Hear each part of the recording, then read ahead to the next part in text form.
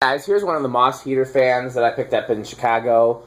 I got a lot of requests to get these from the museum. I got 2 of them. I'm going to sell or trade one and put one in the museum. I tested the heaters on the bench last night and they both seemed to work. But I'm not going to test them in the test rig. It's too much current to put through the test rig, if you ask me. Yeah, just like they brought that little heater fan at Fanimation. Those days. We did it just for grins real quick, and it went over the amount of current my meter can handle. Yeah. No damage. Okay, good. But I just said, okay, 12 amps, that's too much. Yeah. But we did test the fan part.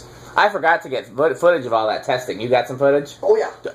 Okay. So I tested these on the bench, and the motors on the bench, it seemed weird. It seemed like they went medium, high, low, so I thought maybe that's just because there wasn't blades on. But Metal Pete says when he hung it and tested it, it did the same for him. So we're going to do it down here, and then I'm going to, I'm going to look at the other one, and we'll probably hang them both sooner or later, and we'll figure some stuff out, figure out if anything's wired wrong or if it's the wrong pull chain. It just seems odd that they would both be, have the exact same problem. So, but that's why I want to try them both with blades. So this is the one that came without a light. As you can see, there's no light on it. And switch set to low. So that's 0.36. Yep. That seems pretty normal for low. Mm-hmm. This is the first time I've ever seen a heater fan that has those little fins on the brackets the way that like a Fasco heat cycler would. That's what made me look twice at these. So we're going to put one in the museum, but we're not going to put, we're not going to hook the heater up in the museum. No. It'll just be the fan. So, okay, so take us to, this is off, and here's medium. So, or what we perceive to be medium, drawing 0.72. There's some wobble to it. I have to balance the blades. No, they do need to be balanced. And one of the heater elements or something is vibrating inside. We haven't done any work on this. This is just a cold test. Pun not intended. Okay. And then here's high. 0.78. It definitely does seem to be faster. So it definitely does seem like the pull chain goes medium, high, low. Or at least the sequence that they wired it in is out. Yeah. Like I said, we're going to test the other one. They both seem that way on the bench, but we'll test the other one with blades. You know, maybe probably not tonight. No. And then I'm also going to bench the other one and look at the wiring. Okay. And let's see. But it could be that the capacitors failed. It could be there's any number of things. So pull it once more below. There's any number of things that could cause that, but it just seems odd that the same thing would happen in 2 fans. Mm-hmm. But at the same time, they're both heater fans, so if it's something caused by heat, and they're also both came from the same house, I assume. Oh yeah, I think they did. I would assume so. They're both at the same fan, same thrift store. Yeah. So. This wasn't Restore, was it? Yeah. Oh, was it? Chicago South Restore. Chicago South Restore. First time I've ever bought anything from that restore. Where's that one? Joe Orr Road. Okay. I don't know if you've heard of that. No. There's a tax place on the left of it that has a Calcutta ceiling fan, and there's an abandoned Ace Hardware on the right of it that has a whole bunch of blender fans in it. You see? Oh, you can't see Metal face in the camera, but his face just did a thing when I said that. Oh, perfect place to go get them. Hey, I tried to get the Calcutta out of the abandoned tax place, and the problem is that whole strip mall is owned by the city of Chicago or the city of South Chicago. I can't remember which one. And if you ever tried to deal with the city, especially in mobbed up Chicago, it's not easy. There's a lot of red tape. Although if it's mobbed up Chicago, you just have to put cash in the right hands, and then it becomes easy. But also, you could go with somebody like Andrew Gould, who's not afraid to sneak in the middle of the night. You know, that's not my cup of tea, but I don't judge anybody else that does it, because it's not like anything good's going to happen to the fans. Otherwise, it's like long spin down. Oh yeah. I think I oiled the bearings. I think the bearings were a little noisy when I benched them. Okay, but definitely a cast iron motor there. You saw how heavy those were? These are heavier than a normal cast iron motor. These are insane. Yeah. They probably have extra iron to absorb the heat from the heater coils. I would think. Yeah. Okay. Did you reverse it? Yes, it's already set. Okay. Wait, 3.6 for low. Okay. Did I mention that these were made by TAT or Wing TAT? No, the canopy says view fan.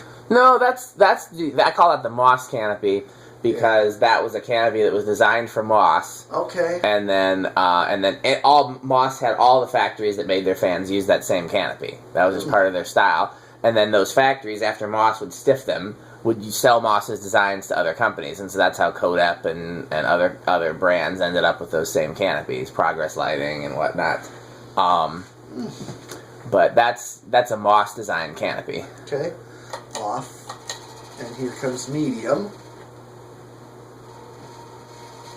And what's it drawing on medium? 0.73.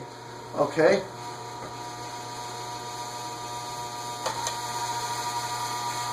.83. It's a little higher. Yeah. In reverse. Yep. Okay. Let's do the test rig. Okay.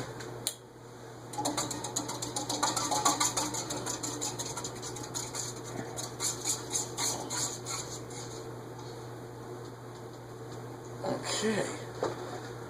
All right. And these were designed. Did you reverse it already? Yeah. These were designed that if you use them, you would in your house you would have to have a 15 amp circuit just for the fan.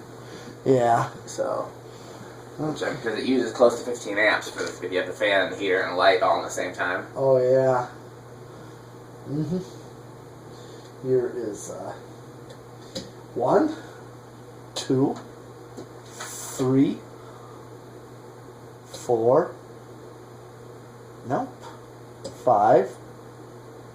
Okay, just started with 0.19 on 5. Okay, I do like these blades. Those are actually pretty nice blades. They are. Good shape, too. Yeah. Okay, so a little too slow for 5. So here's 6 with 0.22.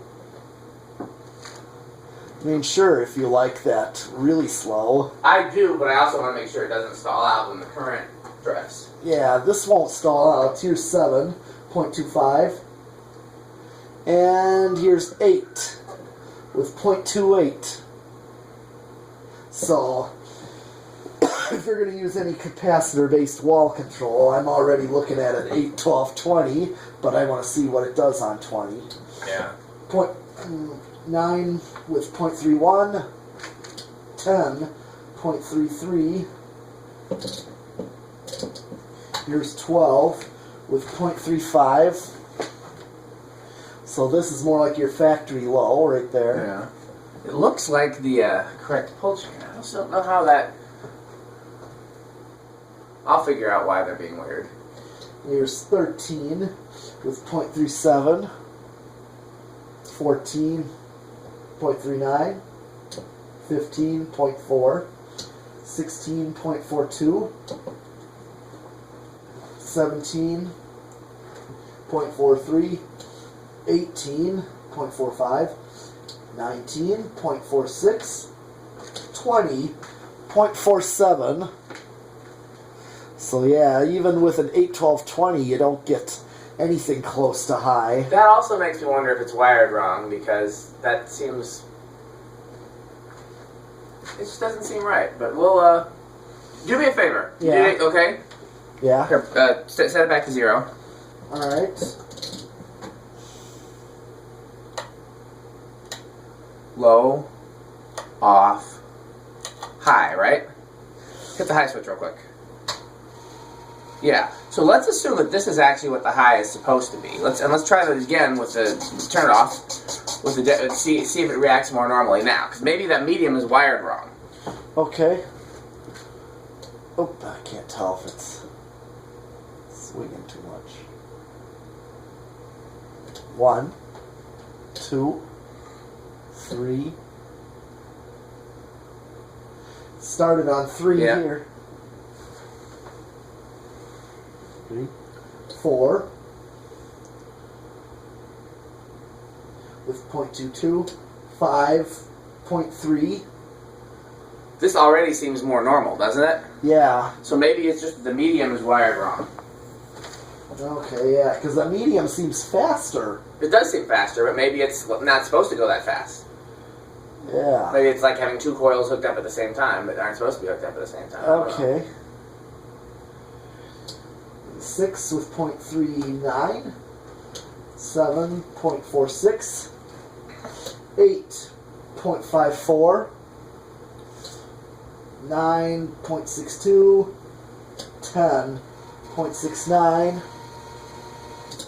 We're already close to 12.74. We're over, aren't we? Yes. Okay, so neither one of them behaves normally. Yeah. Because we're over too quickly with that one. Okay. And then we're barely doing anything. I'm going to put it back to what we assumed to be high. Yeah. And what do you want to do next? I was start at 20 and go from there? Yeah. 20 is 0.48 on 20. And what I'm going to do is I'm going to flip 5. Here's 25. 0.53. Here's 30. 0.56. 32. 0.57. 35. 0.58. I'm just going to max it out. And I get 0.6 and 0.61. Okay. That's maxed out at 40 microfarads. Yeah, so these are strange. Okay, well, let's do a solid state and a 0 to high then. Okay. Here, I got it. You're drawing current all the way on the bottom of the solid state, aren't you? Yes, I am. So here, stop it now, stop it again, check this out. It's turned all the way down. Yep.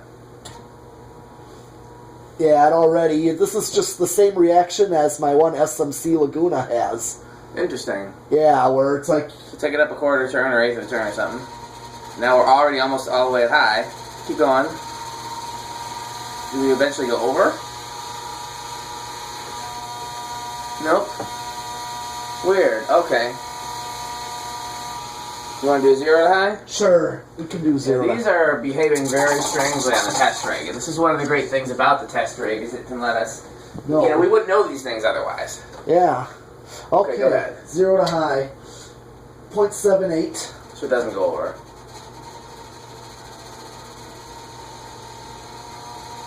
Yeah, I know what it does. Yeah, it's something in the housing.